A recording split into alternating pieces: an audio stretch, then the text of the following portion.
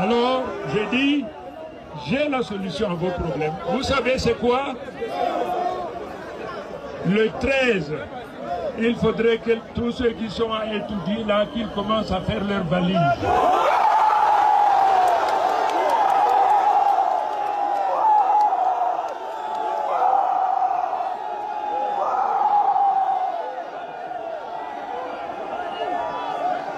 Il faut qu'ils commencent à faire leurs valises. Il faut qu'ils fassent leurs valises parce que le peuple détenteur de la souveraineté est fatigué. Le peuple est fatigué. Le peuple n'en veut plus. C'est pas Chiroma, non. Chiroma est un instrument entre les mains de Dieu et du peuple. Je me prévaut donc de cette double protection. D'abord Dieu le Créateur et ensuite le peuple. C'est donc pour cette raison, c'est notre pays. Nous avons la responsabilité de le protéger et de le promouvoir. C'est notre responsabilité. Pendant que je mettrai tout le monde au travail, je veillerai à ce que cette nation soit protégée, que ses intérêts soient protégés et promus. Ça, c'est la responsabilité du leader. Dès l'ouverture du bureau de vote, soyez prêts à voter. Soyez prêts à voter. Et lorsque vous aurez fini de voter, à partir de 15 ou 16 heures, surveillez vos votes. Vous allez maintenant surveillez vos votes. Protéger votre vote. Voilà.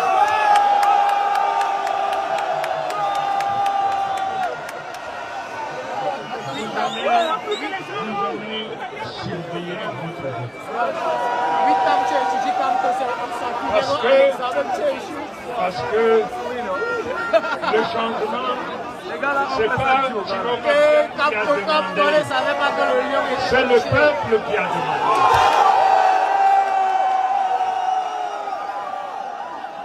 Le changement, c'est le peuple qui a demandé. C'est déjà là. Alors écoutez-moi. J'ai écouté une autorité qui a dit oui, il n'y aura pas de coalition, les partis ne s'entendront jamais. J'ai compris ce message. Ce message, il a commencé en 92.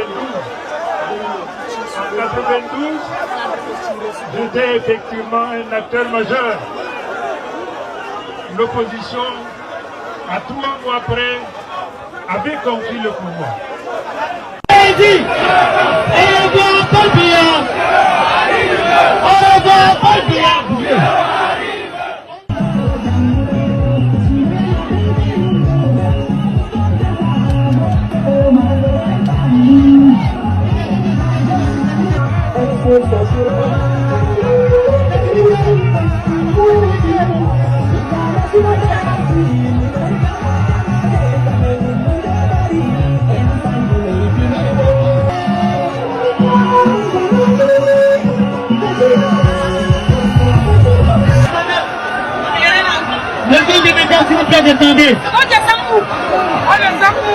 On peut arrêter Chiroma. On peut enfermer Chiroma. On peut même trucider Chiroma. Mais on ne peut pas trucider tout le peuple.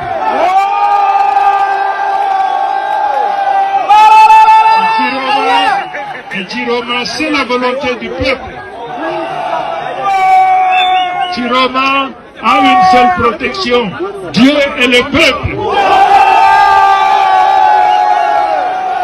Alors, je dis, j'ai la solution à vos problèmes. Vous savez c'est quoi? Non. Le 13, il faudrait que tous ceux qui sont à étudier là, qu'ils commencent à faire leurs valises.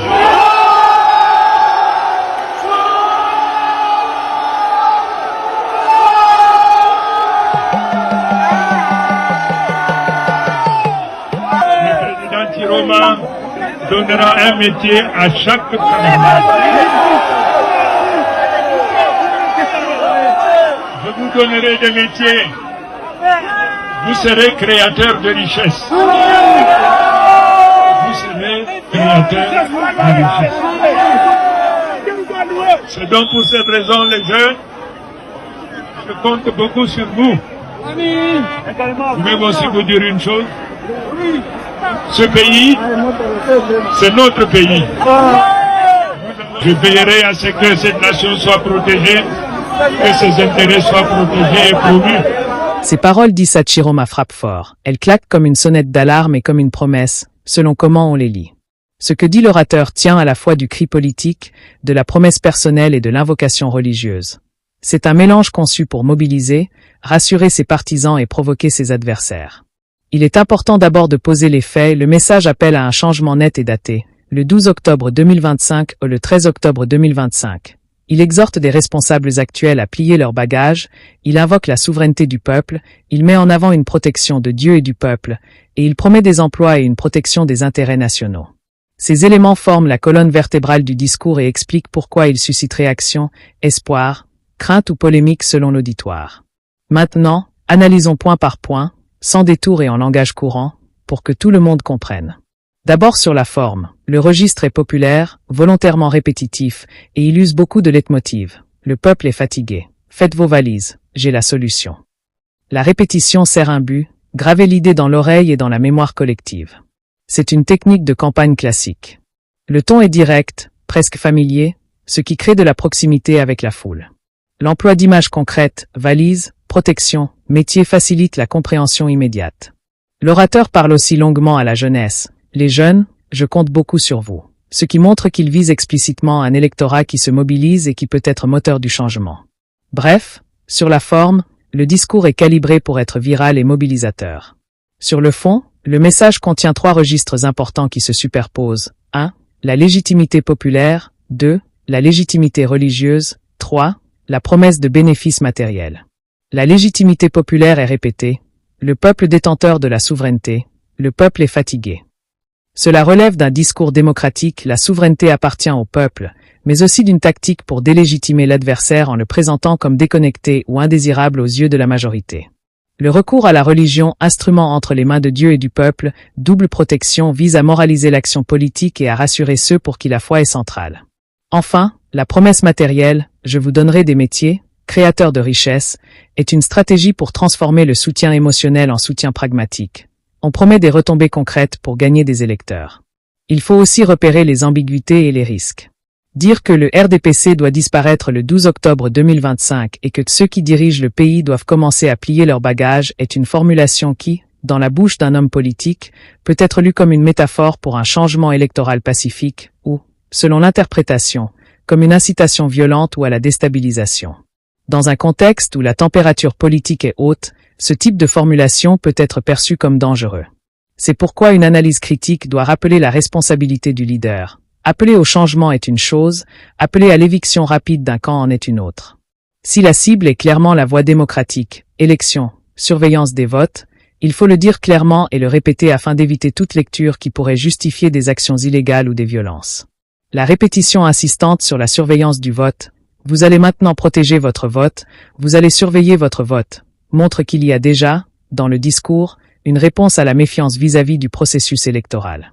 C'est une invitation à la vigilance citoyenne, mais attention, dans un climat crispé, protéger un vote peut basculer en surveillance armée ou en confrontation dans les bureaux de vote si le message n'est pas encadré.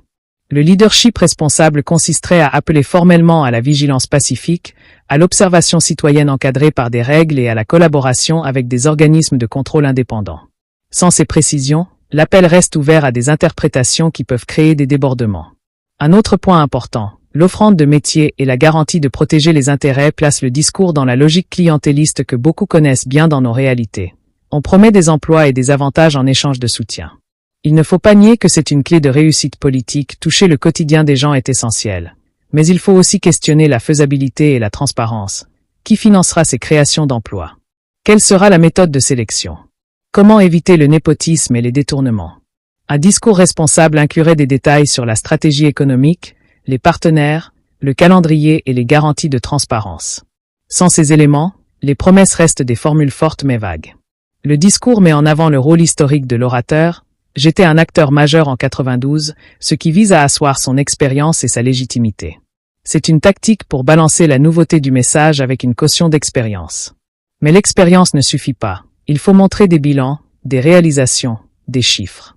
L'auditeur moyen, qui comprend le langage courant, voudra savoir qu'est-ce qui a changé quand vous étiez acteur majeur.